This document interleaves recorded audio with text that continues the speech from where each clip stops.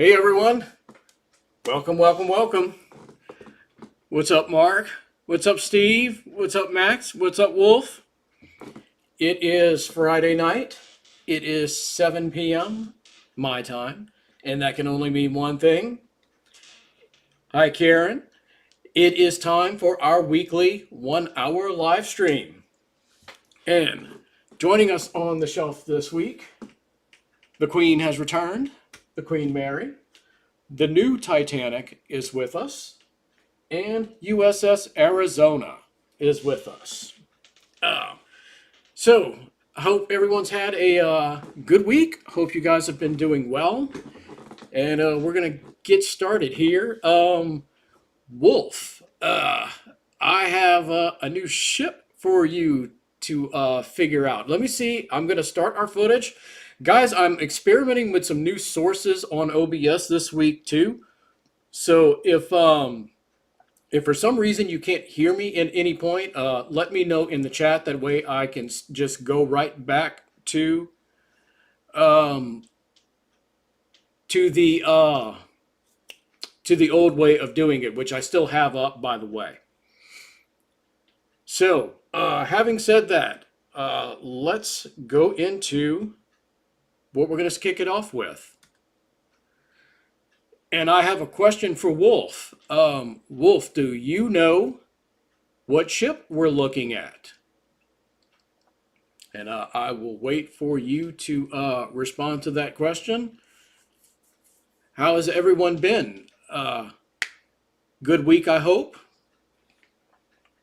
So yeah, let's see if Wolf knows what ship we're looking at here. I'll give him a few seconds to respond. Let me let's see. Yeah, that's fine. I see where it should be fixed.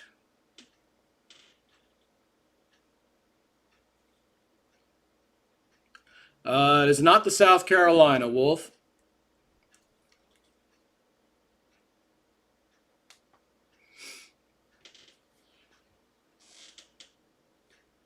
Let me do something here real quick. Oh yeah, the name of the ship is hidden, so Max has been pretty good. Great, I'm glad to hear it. So guys, how did you what did you guys think about the stream last week with Steve? Wolf, second try, you pretty much nailed it. It is the Wyoming class, USS Arkansas. And if you noticed when we first take a look at her, she had the cage masts, but now we're looking at her in the gameplay mode, and she has been updated to have her tripod masts. So it's interesting that they did this in the game. And of course, the ship was preceded or No, let me see how I'm going to ask this. Will says that's definitely blue. Steve says I was going to say USS California. Mark says Nevada. Will says that's definitely not Cali. No, you. It's technically the Wyoming class, since USS Arkansas is not in World of Warships. But I wanted to show this ship in honor of one of our new Discard members. I forget his full screen name, but it's something car or car something, and his favorite ship is the USS Arkansas. So I thought we would at least take a look at the Wyoming class in honor of our new member. Mark says she looks a lot better with tripod masts. I would agree. And concerning last week's stream, Max says awesome stream. Mark says great stream. Yeah, so one of the things I've been trying to do, guys, is figure out new ways to enhance the live stream experience, so to speak. And that was certainly a way. Might try and start having more guests on the stream in the future. Certainly had a great conversation with Steve. I really enjoyed having him with us, and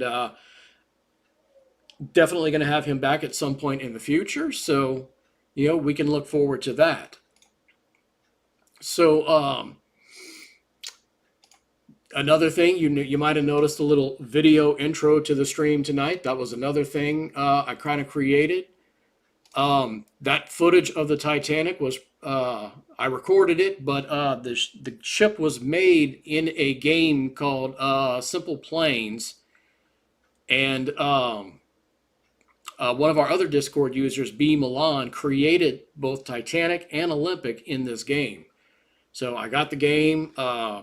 He gave me some tips on how to bring the ship to life in the game and make her look great. Because it's funny that when you start off, it actually does this. The ship started off on the original map on a runway. If you can imagine Olympic and Titanic sitting on an airplane runway, so you got to do some mods to get them in the proper setting. Did everyone notice the pictures of the other ships that were in that little intro?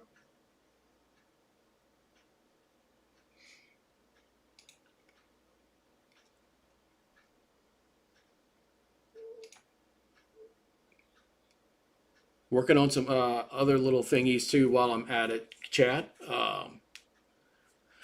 So there were 10 ships in that little intro.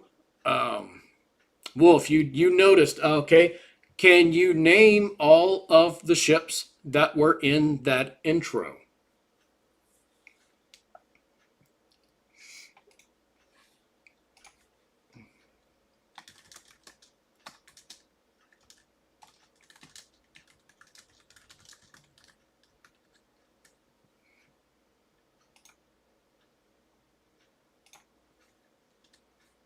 All right. So, if you want, I can name a few, but I will wait. See if you can if you can name a few of them. Steve saw Queen Mary, Mauritania, and Lucy, and yes, those three most certainly were in there. There were 10 total. Wolf, Arizona, Kid, Texas, Titanic, Lusitania. No, Wolf. I mean, well, the video, the game video was Titanic, but one of the pictures was not Titanic. I mean, you're pretty close. Mark, Aquitania was not in there.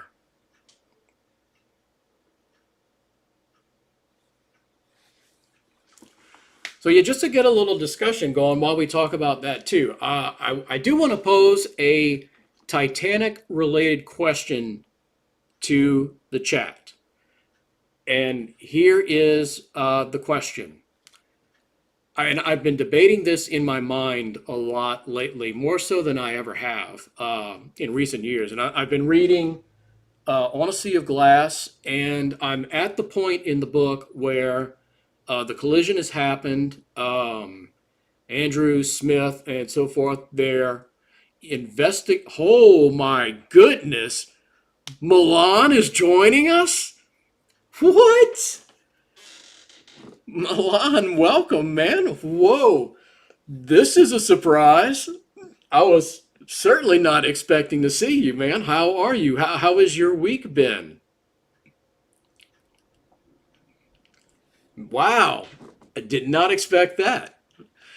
So yeah. Anyway, I kind of sorry. I kind of got sidetracked with that. So yeah, where I'm at in on a sea of glass, the collision has happened.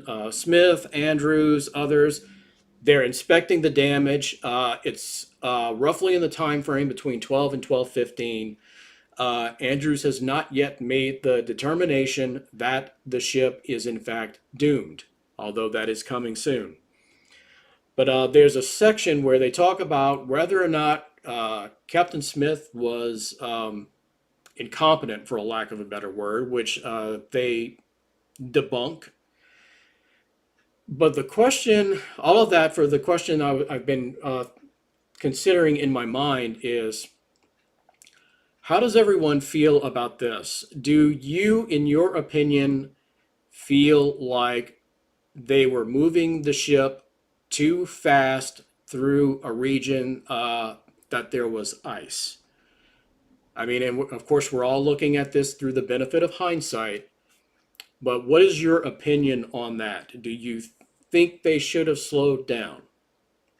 And I'll tell you, one of the things one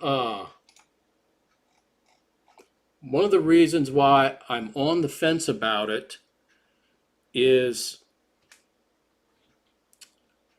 mainly this book right here.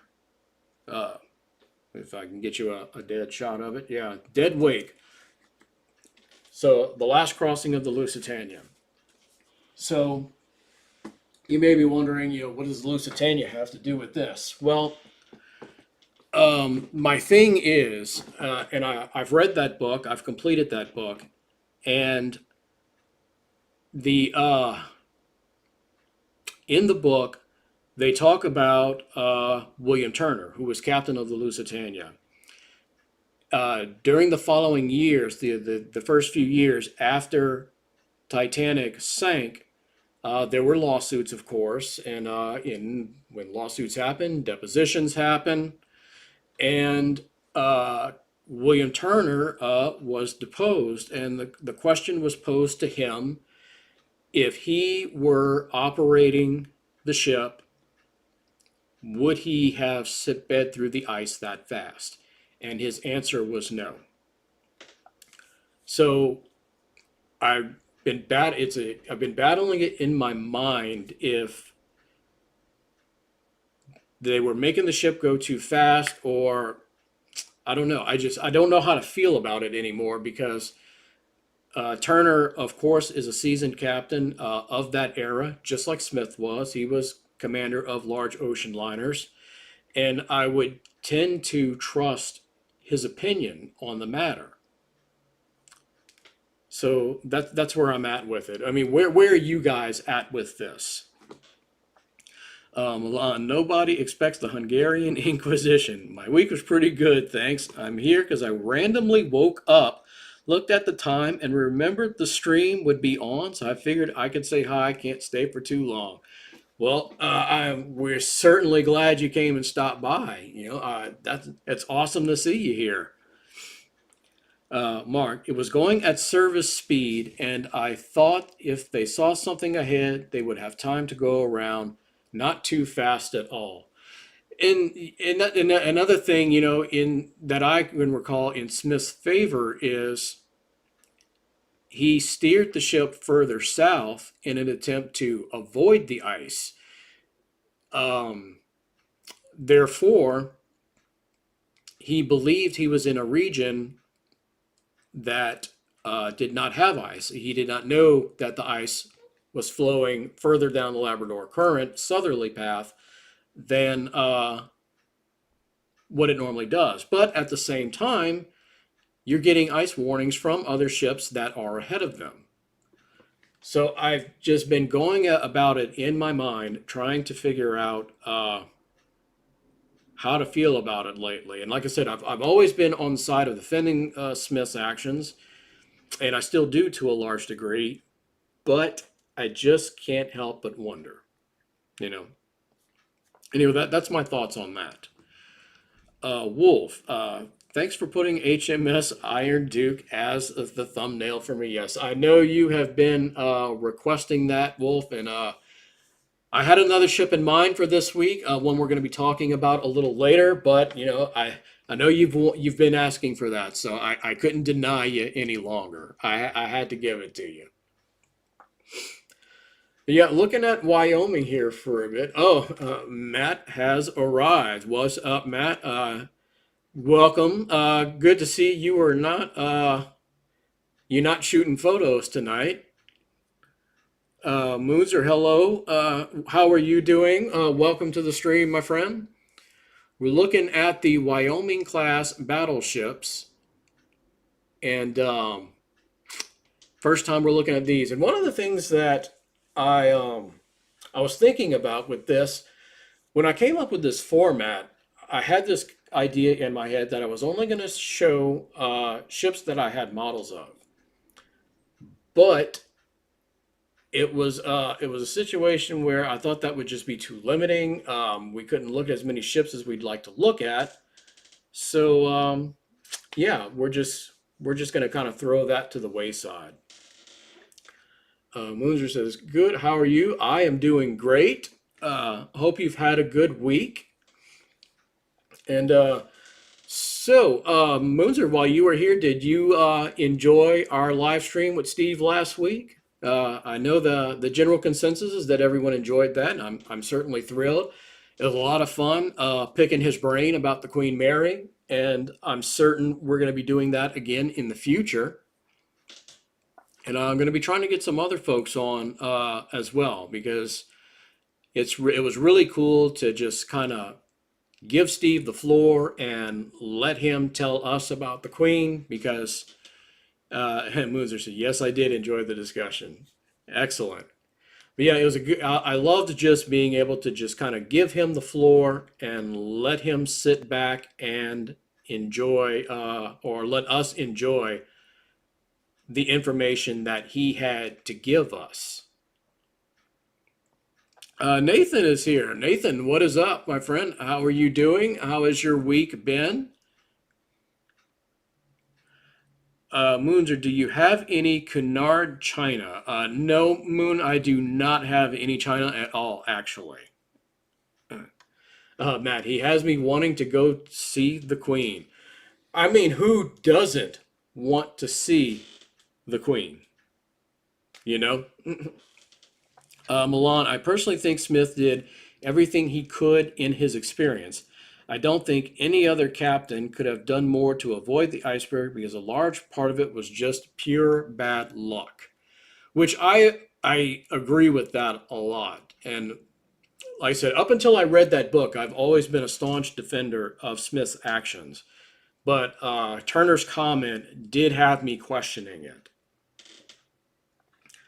Nathan, I'll be back in a bit. Going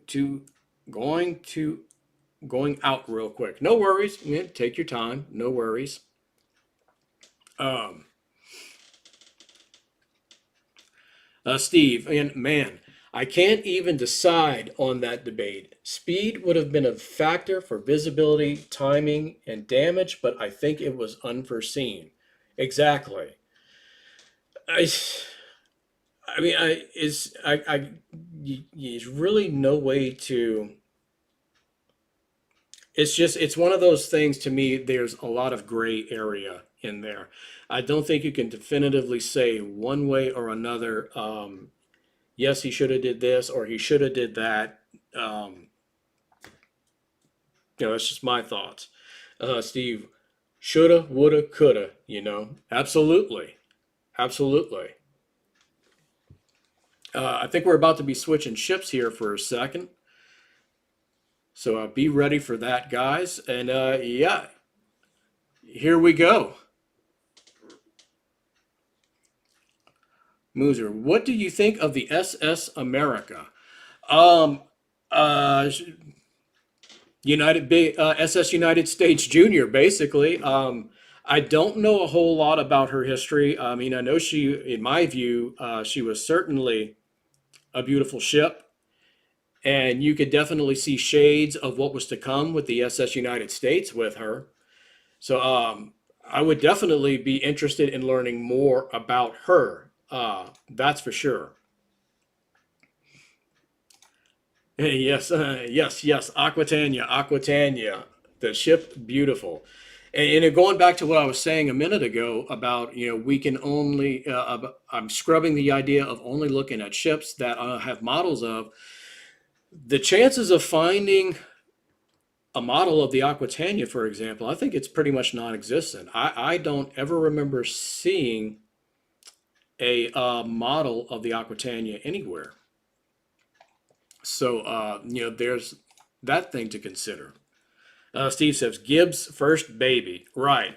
And the thing about William Francis Gibbs is he also had a hand in basically Americanizing the Vaterland and turning it into the SS Leviathan.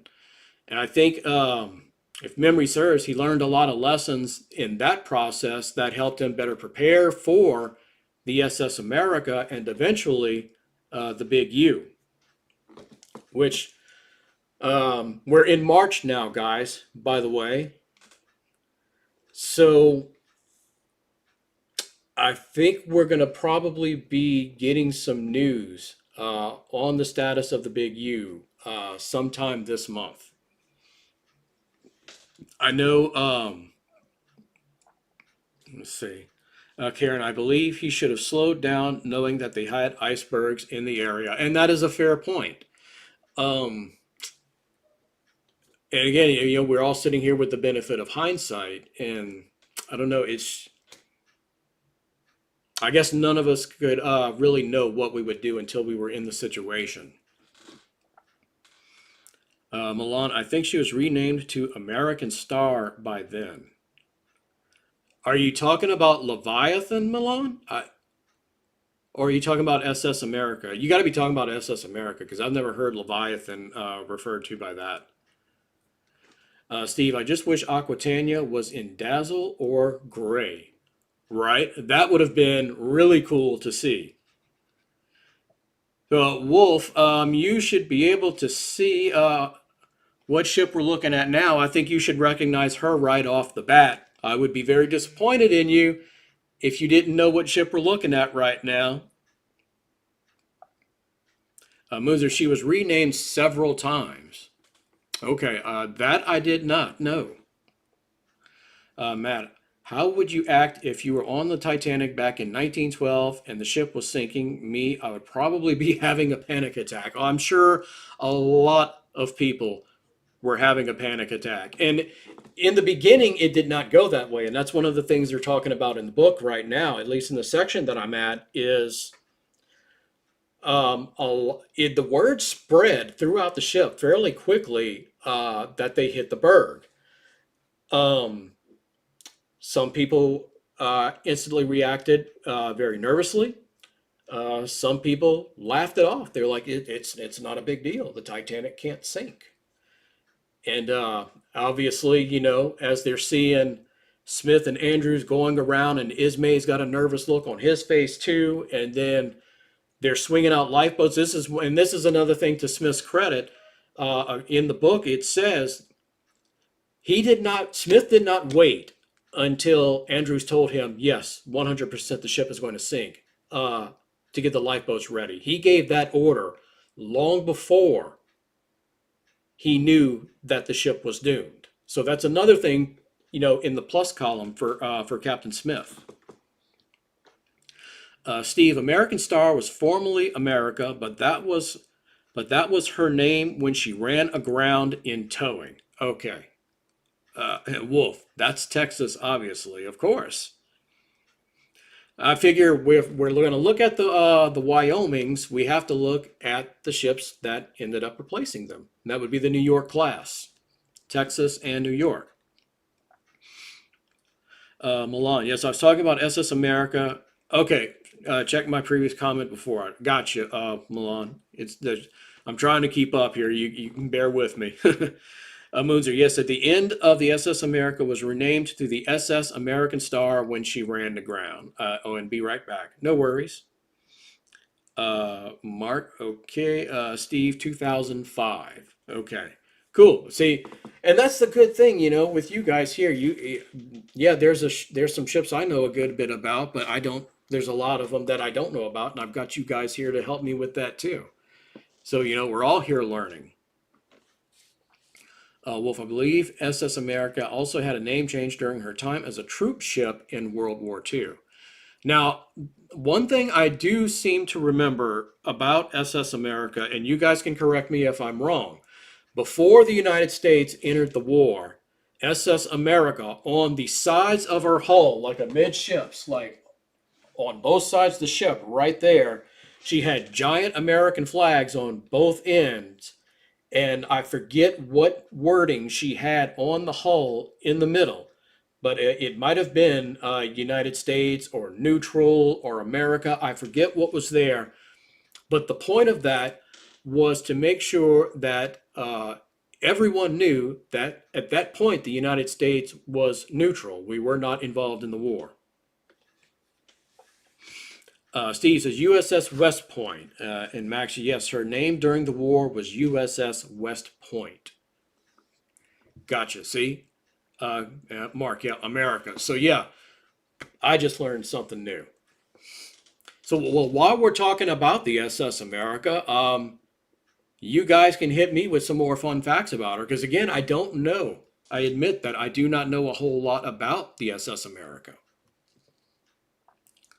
Milan, an interesting thing I once read about Titanic was that some of the survivors who saw the breakup happen thought that some kind of emergency system activated finally and things would be fine now. I have read that too, Milan, that like even after the breakup, when the stern settled back down and just kind of stayed there for seconds or maybe minutes, whatever it was, that there were still people who believed that the stern section would stay afloat because it was said, and it's confirmed in the book, that Andrews even told people the Titanic could be split into three different sections that could each individually float on her own. So I would imagine the people um, who had heard that or knew of that imagined that when the stern settled back down, it would stay afloat. Unfortunately, we know that was not the case. Steve, American flags on either side and United States lines in letters. That's right. I couldn't remember exactly what they wrote on side of the hull. So thanks, Steve, for that. And I know I've seen the pictures of it, and that's what I was trying to. I couldn't quite picture it in my head what the wording was. So thanks for that. Uh, so, uh, any other fun facts about the SS America you guys wish to share? Uh, any fun facts about the ship we're looking at right now, USS Texas? Wolf, I'm sure you've got something. Well, actually, and Wolf, if you want, you can share a little information about our thumbnail ship of the week, the HMS Iron Duke. I imagine you're probably going to know the most about that ship. Excuse me, guys. Getting a little winded there for a second. Yeah, we have one more ship also, by the way, that we're going to be looking at here after Texas. It's one you guys are all certainly familiar with.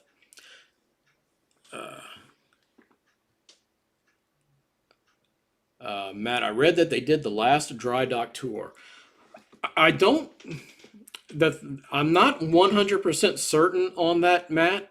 I know they were going to be wrapping up, but I don't know if they were like wrapping up for a season or if it's going to be permanent. Mark, I really don't know too much about the SSUS or the America. Well, Mark, we're both getting an education on the SS America right now. Wolf HMS Iron Duke has some interesting history. I'm sure it does. So, Mark, a few fun facts about the Big U, the SS United States. Obviously, she was United States Lines. Her maiden voyage was in 1952. On her maiden voyage, she took the blue ribbon from the Queen Mary, and to this day, she still holds the blue ribbon. As far as the no ocean liner has beaten her record. While her record has been beaten as traversing the Atlantic from one end to the other, no ocean liner has ever done it. So the Big U is the permanent holder of the blue ribbon. She had a 16, 17-year career before she ended up suffering the same fate as the Queen Mary. The jet age came along. Ocean liners were too big, too slow, too expensive to operate in comparison to a jet. And that's why she ended up being retired, just like the Queen Mary. Moonser, welcome back. Wolf, concerning the Duke, mainly the fact that she was a British flagship during the Battle of Jutland. Nice. Steve, Texas dry docking should be complete now, so the last tours took place, I assume. The last thing I remember reading about the Texas dry dock, guys, was they were wrapping up. I think they were checking just to see if there were any further leaks anywhere in the hull before they move on to the next phase. I do know that they started reinstalling a lot of the guns back in their spots on the ship. I don't know how far along in that process they are yet. Let's see, Wolf. Concerning the Duke, she actually served during both World Wars. However, she wasn't used as a frontline unit. Now, Wolf, you will know, you can correct me if I'm wrong on this, but the Arkansas, did she not also serve in both World Wars? I know for sure she was at Normandy. Um, I do not remember if she served in World War One or not. So you could probably be able to tell us that. Max is giving us all of SS America's names. America, West Point. America, Australis. America, Italis, Noga. I'm sorry if I'm butchering some of these names. Steve, I hate to cut this short, but it is dinner time. See you guys. No problem, Steve. Thanks for stopping by. If you want to catch the replay later, we have one more ship we're going to be looking at after the Texas here. But thanks for coming by. Wolf, when World War II wasn't used, in World War II wasn't used as other British warships were in World War One. That's a different story. I see. Guys, I need to grab a quick swig of water. My throat's getting a little dry.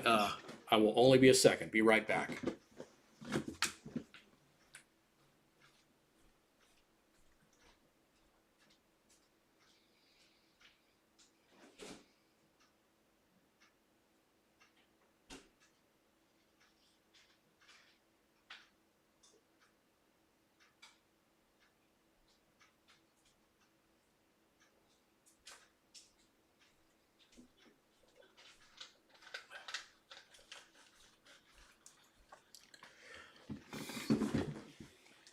You think I would remember by now to keep the water right next to me instead of having to constantly go to the fridge to get it.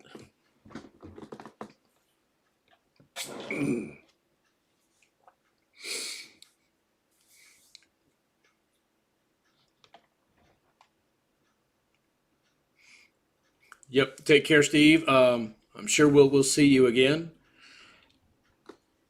So, well, I've got two model builders in here real quick. I want to ask you guys, Milan, how is Britannic coming along? Wolf, how is your USS California coming along?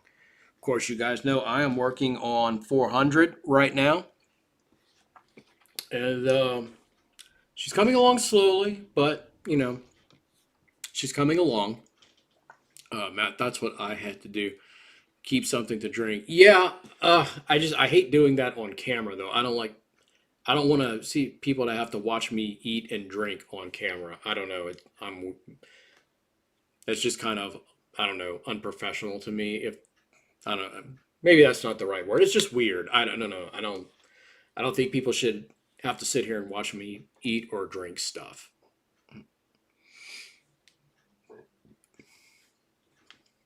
Well, if I haven't had the chance to work on Cali, sadly. Well, that's a bummer, but I'm sure when you get the chance to get back on it, you will. I have no doubt about that.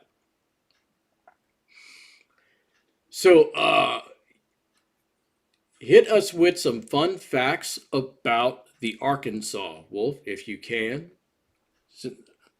Mark, I am drinking cream soda. I do love me some cream soda. Not gonna lie. Anybody ever try that Dr. Pepper strawberries and cream? That stuff's also pretty good too.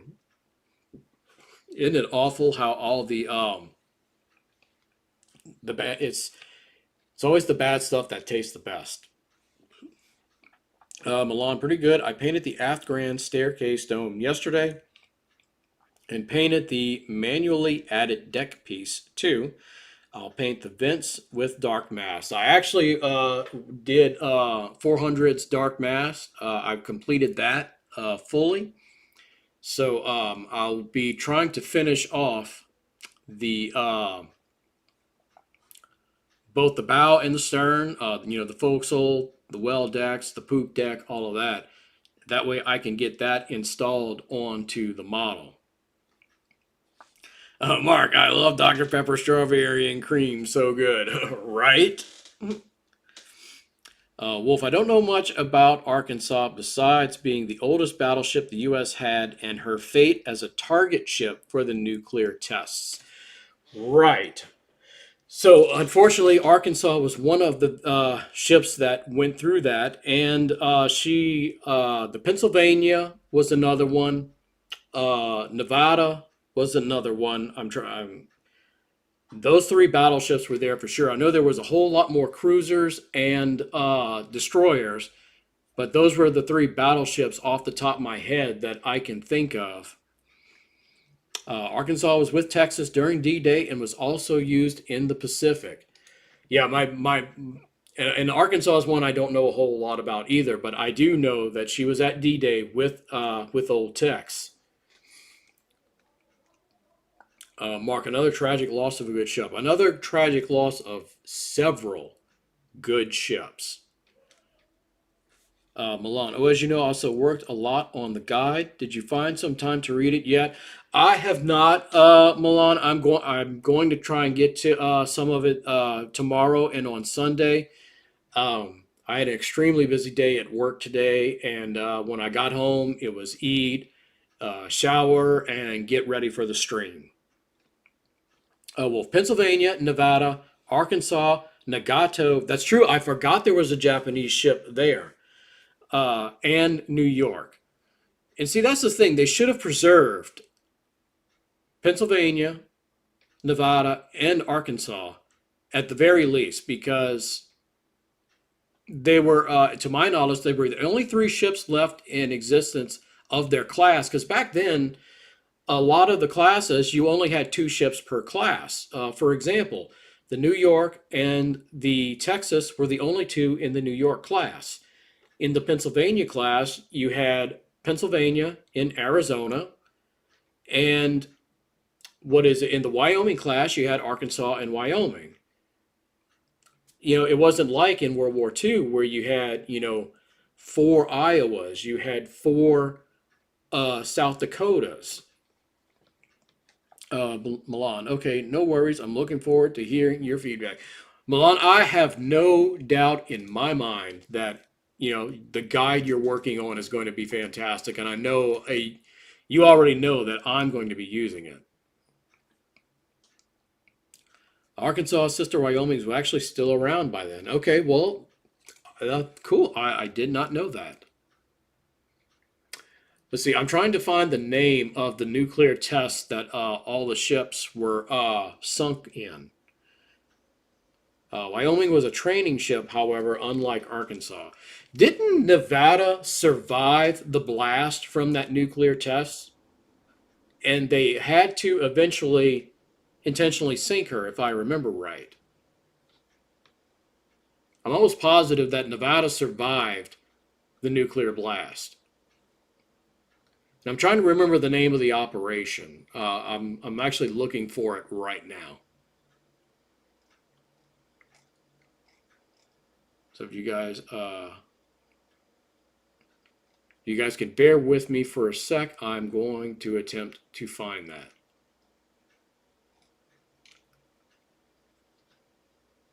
It was called Operation Crossroads. And Wolf, yes, Nirvana smells like Teen Spirit. Nevada did survive the blast, and the name of the operation, it was called Operation Crossroads. And I've got the wiki up. I'll just read that real quick. Operation Crossroads was a pair of nuclear weapon tests conducted by the United States at Bikini Atoll in mid-1946. They were the first nuclear weapon test since Trinity on July 16, 1945, and the first detonations of nuclear devices since the atomic bombing of Nagasaki on August 9, 1945. The purpose of the tests was to investigate the effect of nuclear weapons on warships. Did they have to use so many of the good ones, though? I mean, come on. And there's actually, if you go to the wiki page, and that's just the first paragraph on the wiki page, I'm assuming this is genuine footage, where you would normally see like a picture on the right-hand corner. They're actually showing a video of an atomic explosion. I'm assuming this is the actual explosion, but I don't know for certain. Arkansas, Nevada, New York, Pennsylvania, Nagatos, Saratoga, Independence, Prince Eugen. Okay, so that's the end of our regular footage there, guys. I've got something else in mind that we're going to close out the stream with. Who in here can tell me which ship was yard number 433? I will wait for an answer. Some of you guys should probably know that one pretty easily. Which ship was yard number 433? Was it a White Star ship? Was it a Cunard ship? Wolf, tons of other ships. Milan, I knew he was gonna get it. Excuse me. Mark, Britannic. Wolf, Britannic. Yes, you guys are correct. It is Britannic. And I'm changing formats again in OBS, so if you guys cannot hear me, please let me know. Milan, the patroness of the Mediterranean. Matt, yeah, what they said. They are correct. So, why do we have Britannic up right here? Well, it's pretty simple, guys. On this past Monday, February 26th, was the anniversary of the launching of Britannic. So, can we all give a big happy birthday to our beloved Britannic? I'm even going to put it in the chat. Happy birthday to Britannic. There we go. So, in order to celebrate her birthday, I figure we are going to spend the last 15-20 minutes of the stream taking a look at Britannic as she was intended to be. as a Royal Mail ship. Happy birthday, Britannic. Happy birthday to Britannic. Yes, I love it. I love it. So let's start off. Happy birthday, Britannic, the finest Olympian. Let's see. Yeah, we're going to do the tour of RMS, and we are going to start at the forward grand staircase. So, let's take a look at the patroness of the Mediterranean. And really, she could have been the patroness of the Atlantic if, she would have ever gotten to be what she was supposed to be. Well, guys, we all know that Aquitania was the ship Beautiful. The three Imperators could rival Aquitania as far as her beauty. But what about Britannic? Let's say in a perfect world, Amunzer, happy birthday, Britannic. Let's say in a perfect world, Britannic does not sink and she goes on to be the ocean liner that she was intended to be. In your opinion, do you think Britannic would have been nicer? Not as nice? Or at least on par with both Aquitania and the Imperators? Now remember, Aquitania was called the ship Beautiful because of her interiors, not her exterior. And honestly, guys, and I might get some heat for saying this, but honestly, Aquitania, as far as her external appearance, she's not one of my favorites, if I'm being honest with you. The Olympians will always be, externally speaking, my favorite looking ships. Lucy is very high up there. Mauritania. Let's see if we can get through these doors. I know we can because they're opening. I don't know if I want to fight with them the whole time. Mark, she was to be very beautiful. She most certainly would have been. There is no doubt about that.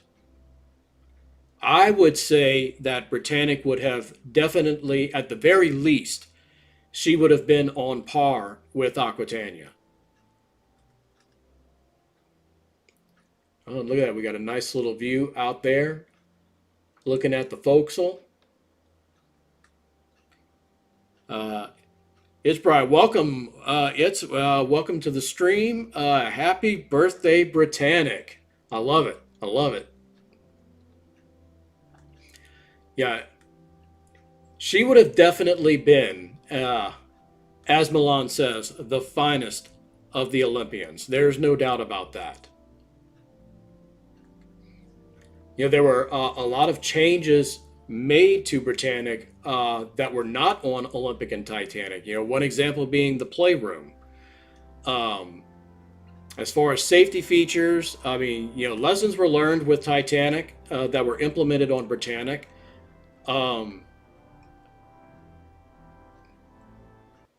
going into a different area.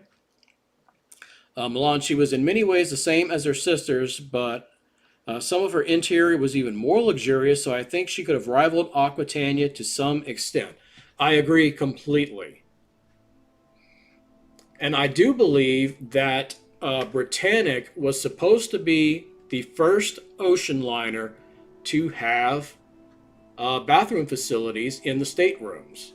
Because remember, on Olympic and Titanic, even the first class passengers had to share public restrooms and showers. Britannic was to be the first, and look, here you go. Here's a bathtub right here. And there's the toilet. Britannic was supposed to be the first ocean liner to have all of those in the staterooms. And look there, you've got your own private promenade right here in this section.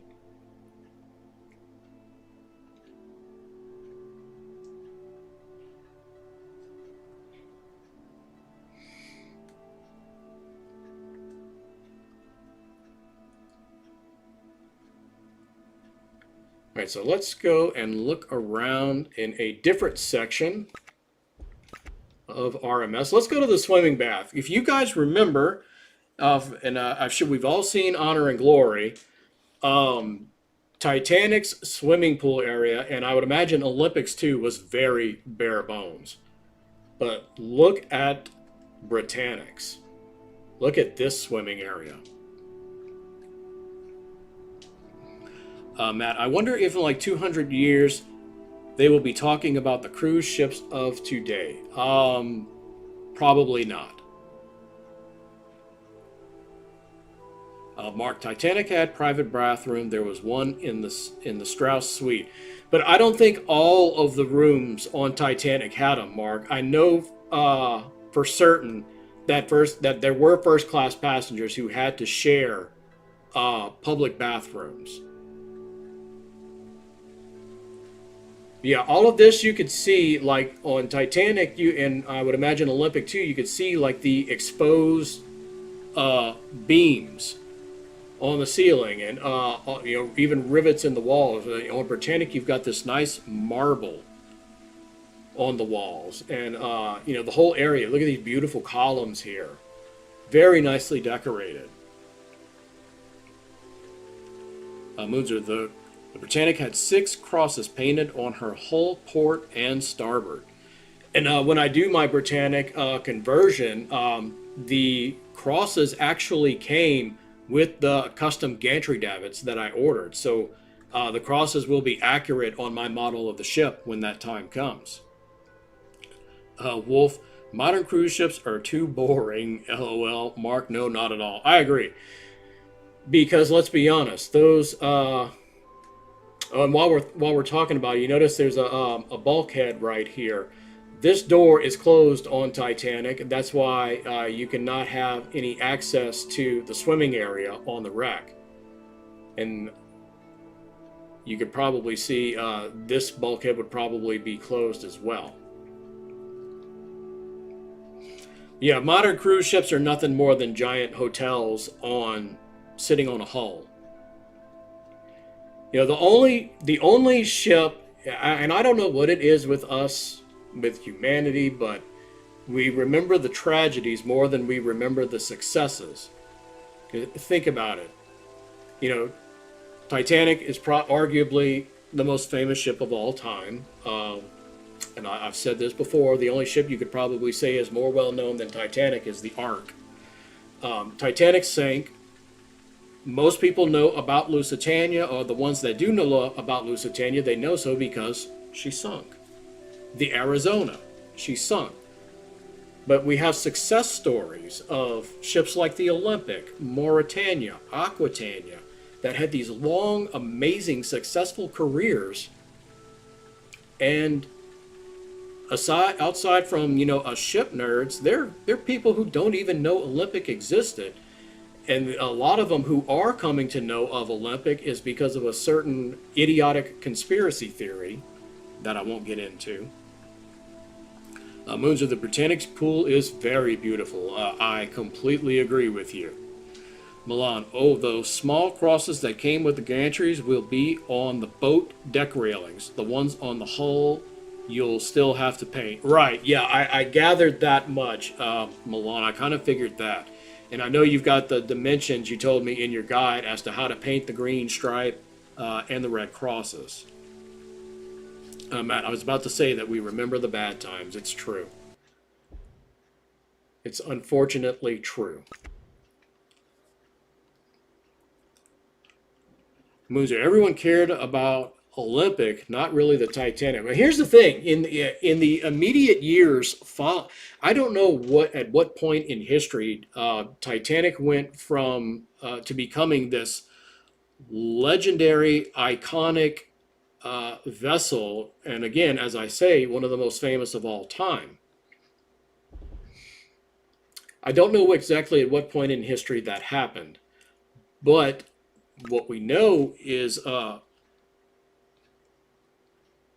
it happened, but I would imagine in the years following White Star, especially when the Olympic was still in service, I would think that Titanic was a taboo subject not only amongst the White Star Line, but amongst the general public. She wasn't romanticized the way she is today. She was probably looked at, I mean, I'm sorry to say, but a failure. Not by her own fault, and to a large degree, not by the fault of anyone that operated her. It was just a really unfortunate circumstance. I've said this before. The bottom line is Titanic was put into a situation that she was not designed to handle, and that's why she sunk. But think about it. Olympic was a success story. If you're White Star Line immediately following the Titanic disaster, we know what they did. They put Olympic in dry dock. They did this massive refit, basically a new lease on life for the Olympic, as Mike Brady put it in one of his videos.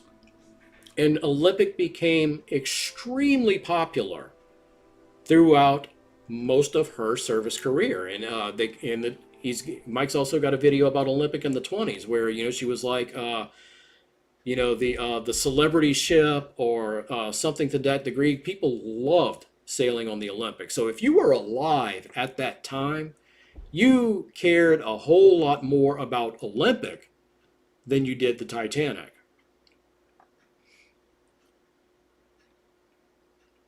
So, and Mark says, I knew about the Olympic class before Titanic was found. And a lot of people don't. And that's, props to you. And I'll confess, Mark, I did not know Titanic had sisters. Now, I was a small child when the wreck was discovered. And I did not really start doing research into ships until much later in life. So I did not know that. All right, let's go see this beautiful lady as she was intended on the outside. Matt, I have 3 more orders to fill. Sweet. Look at her on the outside, guys.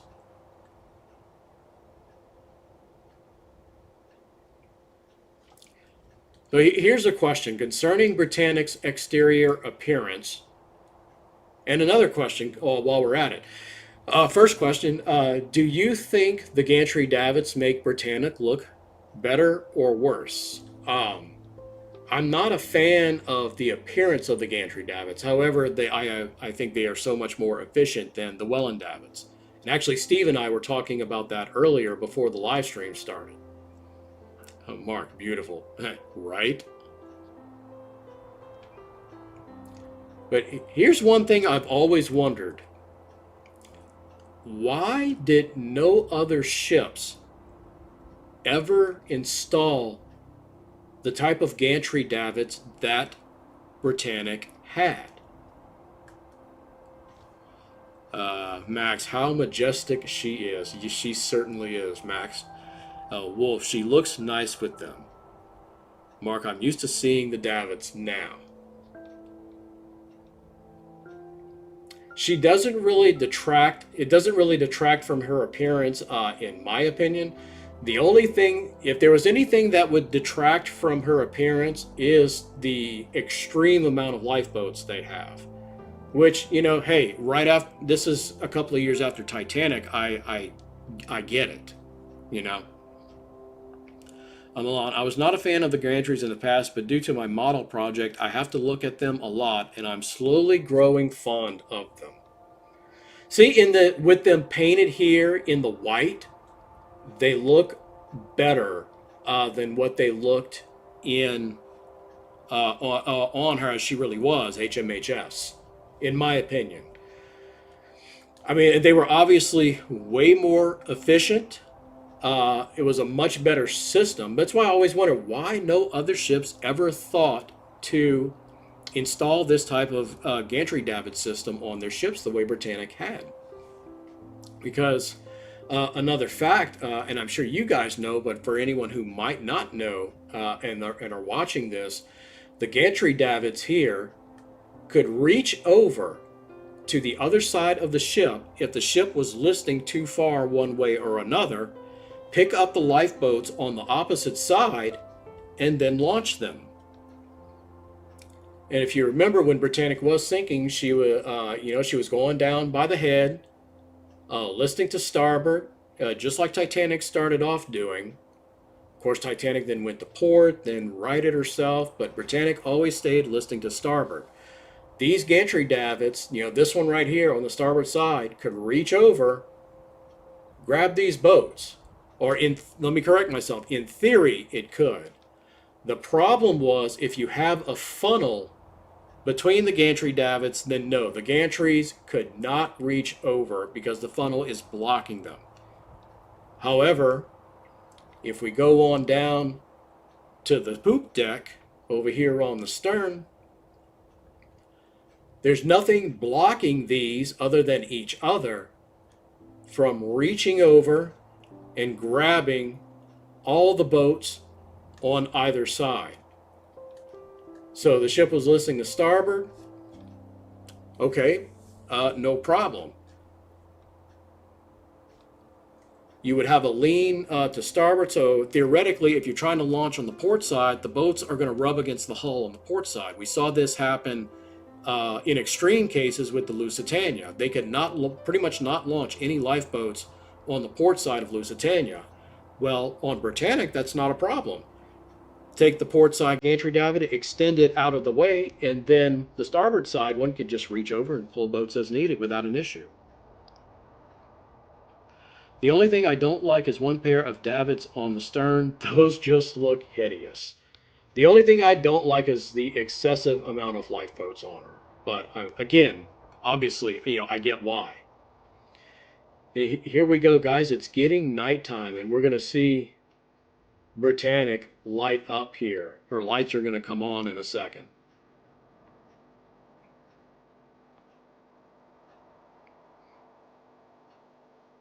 Yeah, I never understood why no other ships chose to implement this system. I just find it to be extremely efficient. One thing I wish they would have done in this game is, it's great that we've got her out in the open ocean like this, but you can't, she's not sailing. I wish she was sailing.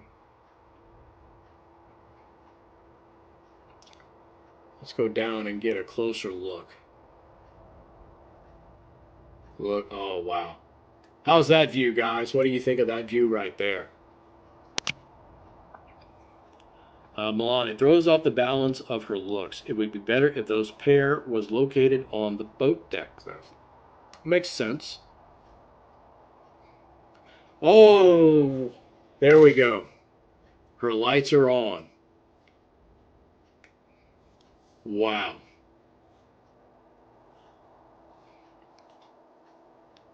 I'm sorry, guys. I can look at the Olympians all day long. Look at her with her lights on. We're going to go down the decks, too. Mark, nice. Milan, she is a beauty. Max, one of my favorite features on Britannic was her enclosed aft well deck. Yeah, and we're going to go take a look at that. You guys want to take a stroll down the promenade? Let's do that. Here we go. Let's go down. Let's see. Is B deck all the way opened up? No, I didn't think so. Let's go down to the promenade deck and have a stroll. And look at that. So I'm going to try and go a little slow. It actually goes pretty fast when you're moving. So yeah, look at that. First class entrance right here. So there's the grand staircase right there. And let's go aft.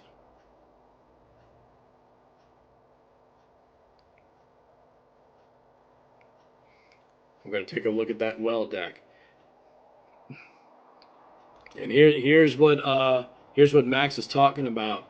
See, on Olympic and Titanic, you did not have this deck right here. And, so let me grab Titanic. So you can see right here the open well deck on Titanic. And on Britannic, it's completely flush. And then you've got a second floor of the poop deck. You see where the gantry davits are that you did not have on Titanic. So yeah, those are some of the more obvious differences that made Britannic unique amongst her sisters. Max, wow, she looks gorgeous at night, doesn't she? Let's go. Let's go have a look in here. And I know we're running a little long past the hour, but it's okay. We're looking at Britannic here. Here's your winch, Milan, that you had to cut off of the Titanic model to put on Britannic. Let's take a look at the stern lit up at night.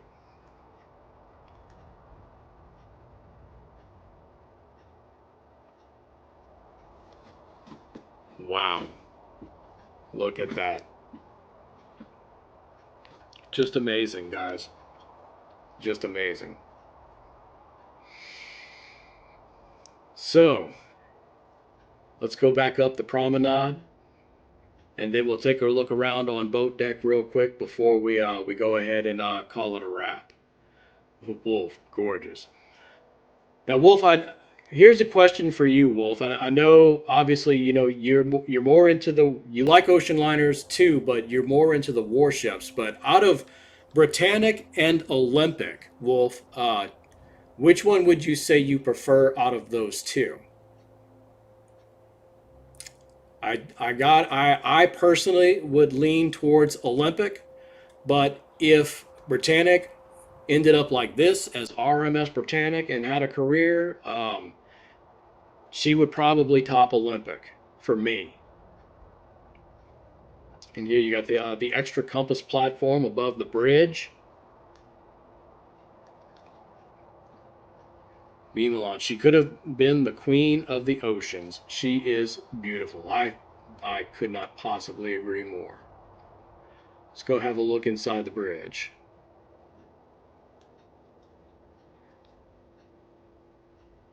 Nathan, I'm back for a little bit. Okay, cool. Welcome back, Nathan. We're only going to be on for about maybe 5-10 minutes more. I'm going to be wrapping it up soon, but certainly welcome back. And you can't go inside the wheelhouse; it's blocked off. But you can at least look inside. So let's look at the boat deck real quick. Wolf, I prefer Olympic. Yeah, I'm with you on that, Wolf. No offense to Britannic, but I definitely I go with Olympic. Mark would have most likely would have been Britannic if she survived. Yeah, like I said, if Britannic ended up looking like this and having a long career like Olympic did, uh, it would be hard for me to not pick Britannic. There's a first class entrance. Imagine being able to walk these decks at night. Simply amazing, guys. All right, so guys, the I am going to go over our content schedule to wrap up the stream as I always do. Max, Olympic for me, but Britannic is not far behind at all. I could certainly agree with that, Max. I could certainly agree with that. So our content schedule is as follows. All times are Central Standard Time, Monday through Friday. Our shorts which are random video shorts, are at 11 a.m. Monday through Friday. We have one video of the week, which comes out every Friday morning at 7 o'clock. And we have our weekly live stream every Friday evening at 7 p.m. And of course, you guys have noticed I'll probably be incorporating some random live streams here and there that are not history related. It's going to be just more like random topics, having fun, playing some games. You guys seem to really enjoy the first time I did that, so it's something I'm going to be looking to add more of in the future. If it gets popular enough, then I'll dedicate a certain night of the week to actually do that. But for now, it's just going to be kind of random and whenever I have the time to do them. And we're going to close out the night looking at Britannic here. So that is it for this week's episode, guys. I appreciate everybody coming by. Hope you guys enjoyed it. We will be back, of course, at our usual time next week. We might have stayed on too long. Looks like the sun might be coming up again. But yeah, we're going to end it right there. Thanks, guys, for coming in and watching. Always appreciate you guys. It means the world to me that you guys come on and hang out and talk with me. I really do appreciate it. Hope you guys have a great weekend, and I will see you guys on Discord. And as always, until the next time, you know the drill. Drive safely.